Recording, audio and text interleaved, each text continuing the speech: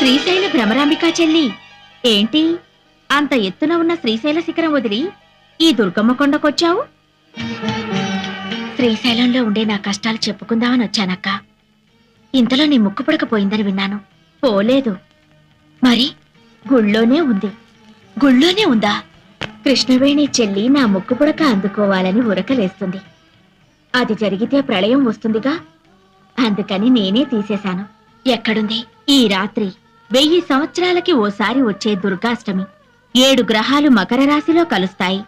చంద్రగ్రహం సూర్యగ్రహం మాత్రం కన్యారాశిలో ఉంటాయి. ఆదిశక్తి అపరజ్యోతి అయి ఆకాశంలో వెలుగుతుంది. త్రిమూర్తులు కూడా ఆ జ్యోతికి యజ్ఞశక్తిని ధారపోస్తారు. ఈ రాత్రి ఆ దివ్య గడియల్లో ఎవరైతే నా వ్రతం చేస్తారో వాళ్లకు నా ముక్కుపుడక దక్కుతుంది. నీ వ్రతం నేను చేస్తానక్కా. ఏంటి శ్రీశైల భ్రమరాంబికవు నువ్వు?